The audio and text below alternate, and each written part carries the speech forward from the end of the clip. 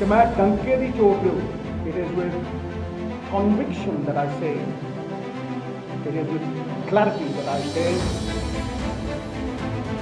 कि केंद्र के 3 काले कानून इनकी नींव बादलों ने रखी। ये भी पता लग जू कि पर्दे के पिछे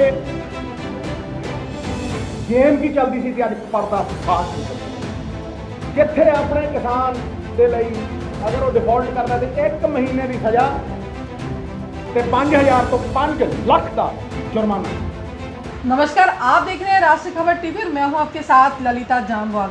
पंजाब में आगामी चुनावों को देखते हुए पंजाब का माहौल पूरी तरह से गर्म है और हर पार्टी जो है किसानों के साथ खड़ा होने का दावा कर रही है।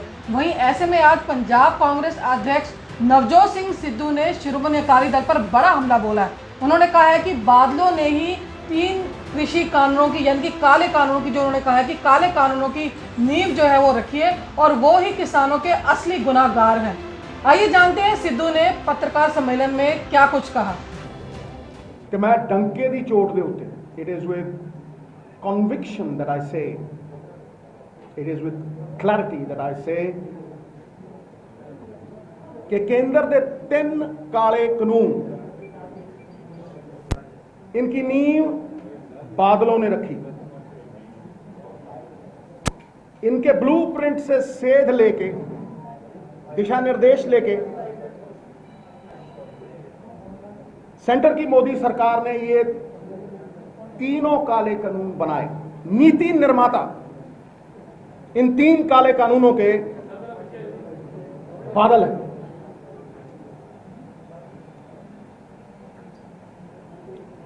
अज सच सारे के सामने रखूं तो पता लग जू कि किसानों का गुनाहगार असल दे विच कौन है। यह भी पता लग जू कि पर्दे के पिछे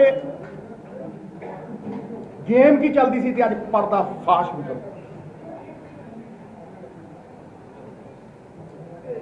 मैं क्यों कहना कि यह जनक ने, इन्होंने बी लाया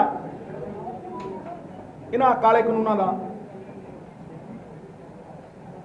इन्हों का आइडिया सी और केंद्र की मोदी सरकार को यही लैके गए।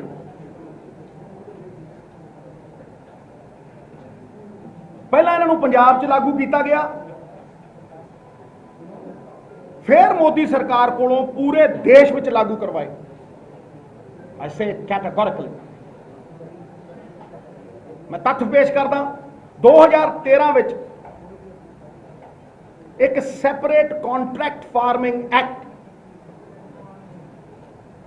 विधान सभा दे विचों पास करवा के लागू किया गया। उसकी नोटिफिकेशन हुई एंड द पर्सन जिन्हें पटल के उत्ते विधान सभा दे रखिया was none other than Prakash Singh Badal. ये उसकी ऑफिशियल उदों की कॉपी है। जे कहो तो मैं पढ़ देना।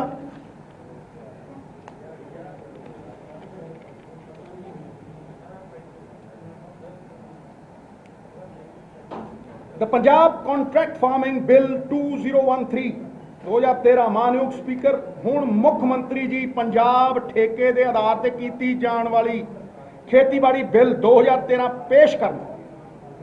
मुख मंत्री सरदार प्रकाश सिंह बादल श्रीमान जी, मैं ये पंजाब ठेके के आधार पर की जाने वाली खेतीबाड़ी बिल 2013 पेश करना। This bought and notified in the Punjab Vidhan Sabha 2013। यदि नींव उस कानून ने रखी और हुण मैं ये कहना कि वो पंजाब कॉन्ट्रैक्ट फार्मिंग एक्ट 2013 आत्मा है ते 3 काले कानून मोदी सरकार द्वारा पास किए हुए शरीर ने। ये जोड़े 5 मुढ़ले सेलीएंट फीचर्स ने मैं तुहानूं पढ़ के सुना देना। इस कानून विच किते भी MSP की गल नहीं की।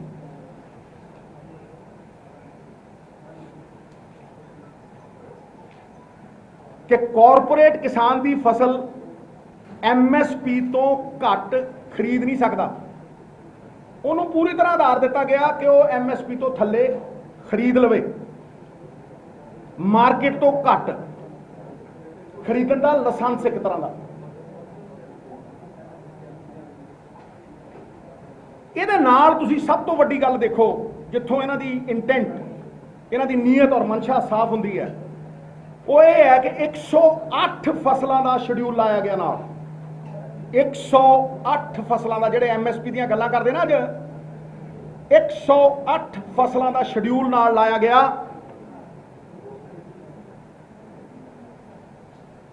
ਜਿਨ੍ਹਾਂ ਨੂੰ ਜੋੜ ਦਿੱਤਾ ਗਿਆ ਐਕਟ ਦੇ ਨਾਲ, ਤੇ MSP ਤੋਂ ਵੀ ਘੱਟ ਰੇਟ ਉੱਪਰ ਖਰੀਦਿਆ ਜਾ ਸਕੇ। ਹੋਰ ਤੇ ਹੋਰ ਜਿਹੜੀਆਂ 2 MSP ਵਾਲੀਆਂ ਫਸਲਾਂ ਨੇ, ਝੋਨਾ ਤੇ ਕਣਕ, ਉਹ ਵੀ ਸ਼ਾਮਲ ਕੀਤੀ। ਜਿੱਥੇ ਆਪਣੇ ਕਿਸਾਨ ਦੇ ਲਈ ਅਗਰ ਉਹ ਡਿਫਾਲਟ ਕਰਦਾ ਤੇ 1 ਮਹੀਨੇ ਦੀ ਸਜ਼ਾ ਤੇ 5000 ਤੋਂ 5 ਲੱਖ ਦਾ ਜੁਰਮਾਨਾ।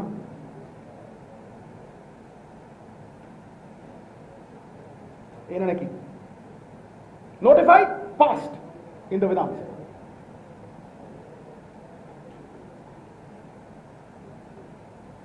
ਹੁਣ ਮੈਂ ਪ੍ਰੂਵ ਕਰ ਦੂੰ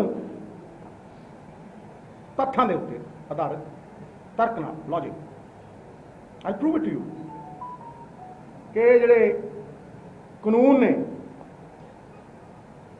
ਇਹ ਬਾਦਲਾਂ ਤੋਂ ਸੇਧ ਲੈ ਕੇ ਸੈਂਟਰ ਦੀ ਸਰਕਾਰ ਨੇ ਬਣਾਏ। ਜੁੜਵਾਂ ਭਾਈ ਨੇ, ਫੋਟੋਸਟੈਟ copy,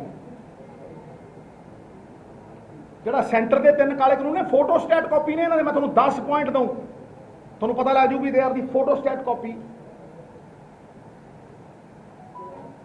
of the law that they passed in 2013। ਇਹੀ ਲੈ ਕੇ ਗਏ, ਇਹਨਾਂ ਨੇ ਪਾਸ ਕਰਾਇਆ।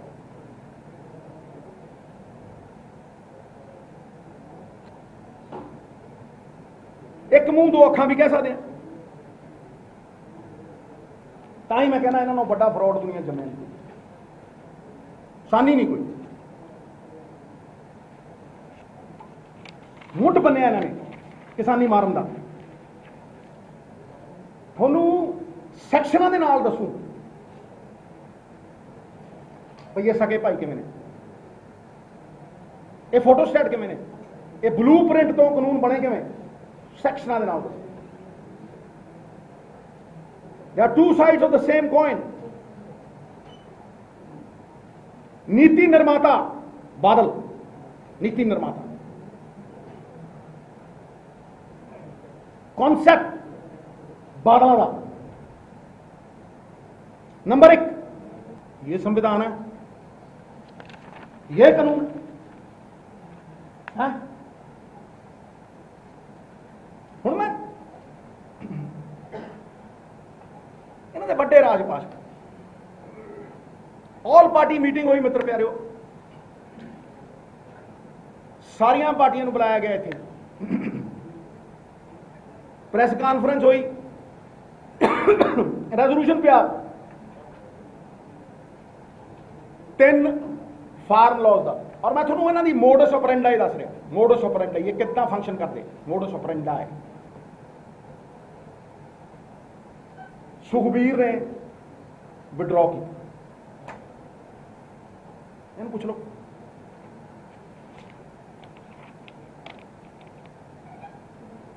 मिनट्स ऑफ द मीटिंग,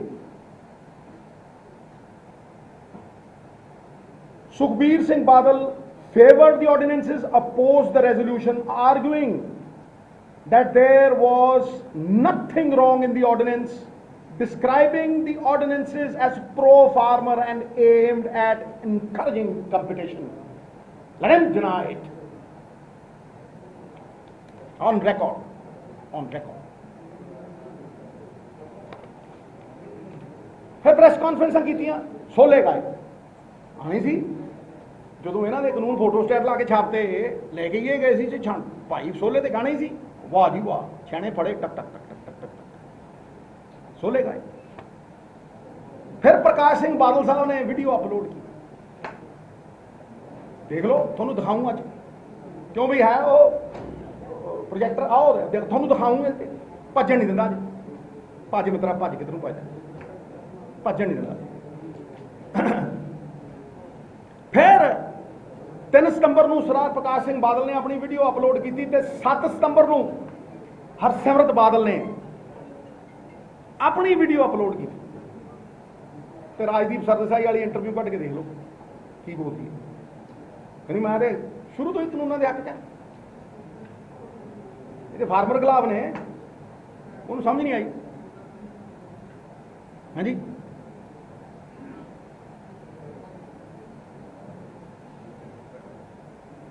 ਤੇ 10 ਦਿਨਾਂ 'ਚ ਕੀ ਹੋ ਗਿਆ ਹੈ ਜਿਹੜਾ ਪਬਲਿਕ ਪ੍ਰੈਸ਼ਰ ਸੀ ਕਿ ਅਸਤੀਫਾ ਦੇਤਾ ਮਜਬੂਰੀ 'ਚ। ਫਿਰ ਕਿਹਾ ਕਿ ਭਈ ਇਹ ਰੈਜ਼ਿਗਨੇਸ਼ਨ ਮਿਨਿਸਟਰੀ ਚੋਂ ਹੈ, एनडीए चो नहीं है। वाह, अल्फाज याद कराऊं, अल्फाज, ये रेजिग्नेशन मिनिस्ट्री चो है, एनडीए चो नहीं है, एनडीए चो। एवं थोड़ा ना एक मुंह दो अखा ने, एवं थोड़ा ना 9 मास का रिश्ता है। हाँ जी, फिर देखा भी भाई तो निकल नहीं दिंदा कोई, फिर कोड़ किले वांग रंग करो, कोड़ किला देर लाता, ये पहला बदल। Have you seen the weathercock? देखिए वो हवा जो बदलनी ना मुर्गा लाने उपर, वो हवा जिदा ही बदले टुक टुक टुक टुक टुक टुक टुक टुक, उदू माड़े ऐसे कैटेगोरिकली यथार्थ के तरह तल खड़ा होकर कहना। फिर 26 सितंबर को डेटा ने मेरे को 17 तो बाद 26 सितंबर ਨੂੰ ਅਕਾਲੀ ਸਕੁਇਟ ਐਂਡੀ। ਪੀਪੀ ਜੀ ਨੂੰ ਮੈਂ ਪੁੱਛਣਾ ਚਾਹੁੰਦਾ, ਤੁਸੀਂ 3 ਵਾਰ ਸਾਈਨ ਕੀਤੇ, sign, Aam saying it, sign. ਇਹਨਾਂ ਬਿੱਲਾਂ ਦਾ ਡਰਾਫਟ ਜਾਂਦਾ ਇਹਨਾਂ ਦੀ ਮਿਨਿਸਟਰੀ 'ਚ, ਪਹਿਲਾ ਸਾਈਨ ਉੱਥੇ ਹੋਇਆ। ਹਰੇਕ ਕੋਲ ਜਾਂਦਾ ਡਰਾਫਟ, ਪਹਿਲਾ ਸਾਈਨ ਉੱਥੇ ਹੋਇਆ। As a food processing minister ਕੋਈ ਡਿਨਾਈ ਕਰੇ ਤਾਂ ਮੈਂ ਠਾਂ ਕਰਦਾ ਪ੍ਰੂਫ ਦਊਂ, ਟੱਕ ਚੱਕ। नंबर 2 जिदन ऑर्डिनेंस पास हो, दूजा साइन उत्थे होया। नंबर 3 जिदन बिल पास हो, उदन तीजा साइन कैबिनेट। वहीं आपको बता दें कि शिरोमणि अकाली दल ने भी नवजोत सिंह सिद्धू पर पलटवार किया है। पार्टी के वरिष्ठ उपाध्यक्ष डॉक्टर दलजीत सिंह चीमा ने सिद्धू को पत्रकार सम्मेलन के दौरान क्या कुछ कहा, आप भी सुनिए। एक अज सरदार नवजोत सिंह सिद्धू होरां ने प्रैस कॉन्फ्रेंस भी की है चंडीगढ़ के विच, और मैं देख रहा सी कि सिद्धू साहब दहाका पुराना तक 1.5 दहाका 2 दहाके पुराने इशू जड़े आ उन्होंने लैके ते क्वेश्चन रेज कर रहे सी। मैनूं लगता कि कांग्रेस के प्रधान साहब बड़ा लेट जागे। एक तो उन्होंने जेडे एक्ट 3 काले कानून जिन्हां दी सारा देश इस वेले रद्द करने की मंग करदा, अज नवे सिरे तो उहदे ते डिस्कशन करनी शुरू की। मैनूं हैरानी है कि हाले तक उन्होंने ये नहीं पता कि एजीटेशन जिहड़ा वो किस लैवल के उत्ते पहुँच गया, तो सारिਆਂ ਦੀ सहमति इस गल के उत्ते बन चुकी है कि ये 3 काले कानून जिहड़े आ वो रद्द होने चाहिए।